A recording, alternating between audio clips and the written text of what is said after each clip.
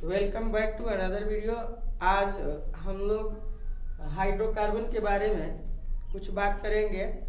देखिए, इसके पहले वाले वीडियो में हम आप लोग के सामने पदार्थ के क्लासिफिकेशन के बारे में बताए थे, लेकिन परीक्षा को देखते हुए, अभी जो बोर्ड का परीक्षा होने वाला है उसे देखते हुए हम ये चाह रहे हैं कि वर्ग 10th में जो बच्चे हैं उनको लास्ट चैप्टर में जो है हाइड्रोकार्बन पढ़ना है।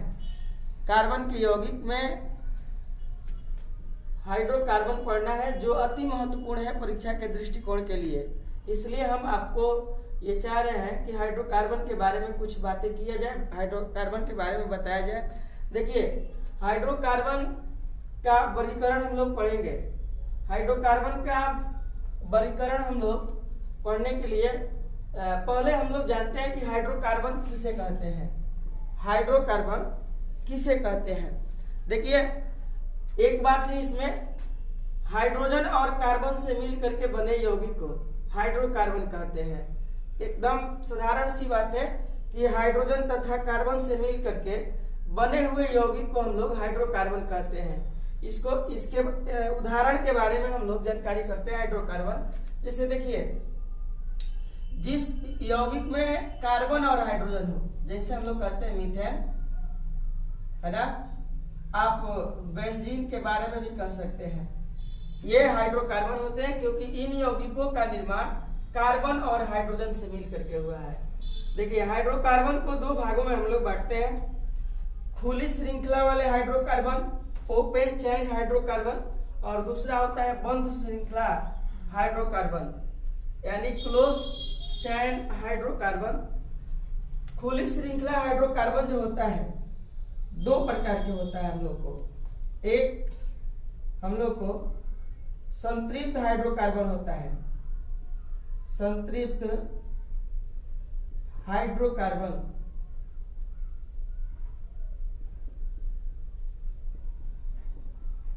और इसे हम लोग सैचुरेटेड हाइड्रोकार्बन इंग्लिश में कहते हैं। हाइड्रोकार्बन। उसके बाद दूसरा इसका प्रकार होता है असंतृप्त, असंतृप्त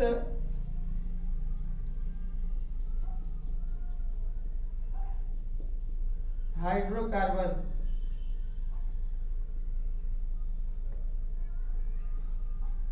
अनसैचुरेटेड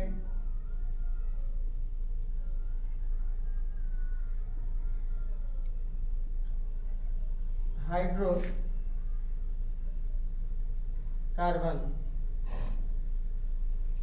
देखिए, इसमें हम लोग को मुख्य रूप से पहले हम लोग बात कर लेते हैं संतृप्त हाइड्रोकार्बन और असंतृप्त हाइड्रोकार्बन के बारे में।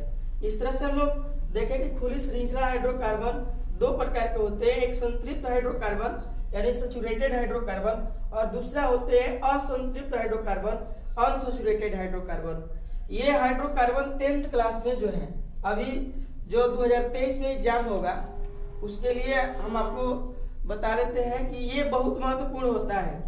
इसमें संतृप्त एक चीज हम लोग कहते हैं। संतृप्त का मतलब, देखिए, संतृप्त का मतलब होता है जिसकी मतलब कार्बन परमाणु की जो चारों संयोजकता होती है वह एकल बंध से जो होता है संतुष्ट होता है, उसे हम लोग संतृप्त हाइड्रोकार्बन कहते हैं। और असंतृप्त के लिए कहते हैं कि वैसा हाइड्रोकार्बन जिसमें कार्बन परमाणु की चारों संयोजकताएं एकल आबंध से नहीं जुड़ी हुई रहती है, बल्कि वह डबल बंध कह सकते हैं या त्रियक बंध से जो होती है जुड़ी हुई रहती है, तो वैसे हाइड्रोकार्बन को असंतृप्त हाइड्रोकार्बन कहते हैं। इसमें हम लोग संतृप्त हाइड्रोकार्बन को IUPAC सिस्टम के अनुसार एल्केन कहते हैं। क्या कहते हैं? एल्केन कहते हैं। एल्केन कहा जाता है। और असंतृप्त हाइड्रोकार्बन को IUPAC पद्धति के अनुसार इसको दो भाग में हम लोग बांटते हैं, मतलब असंतृप्त हाइड्रोकार्बन आगे चल करके दो भाग में होता है हम लोग का। पहला होता है अल्कीन, और दूसरा होता है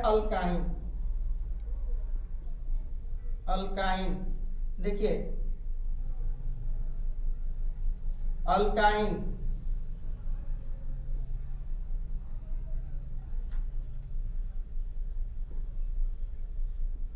होता है। तो देखिए संतृप्त हाइड्रोकार्बन में बताया कि जिसमें कार्बन परमाणु की चारों संयोजकताएं एकल बंध से जो है जुड़ी हुई रहती है, उसे संतृप्त हाइड्रोकार्बन कहते हैं।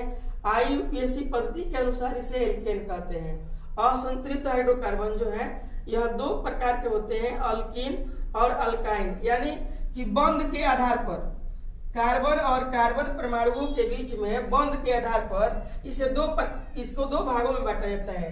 देखिए अल्कीन में दो कार्बन के परमाणुओं के बीच में डबल बंध रहता है, तो इसे अल्कीन हम लोग कहते हैं। और अल्काइन में क्या होता है कि इसमें दो कार्बन परमाणुओं के बीच में ट्रिपल बंध होता है, ये इसकी पहचान होती है, जिसको हम लोग अल्काइन कहते हैं। यानी ऐसे इसको परिभाषित करते हैं, वह असंतृप्त हाइड्रोकार्बन जिसमें दो कार्बन परमाणुओं के बीच में कहीं पर डबल बंध पाया जाता हो, उसे असंतृप्त हाइड्रोकार्बन कहते हैं, अल्कीन कहते हैं।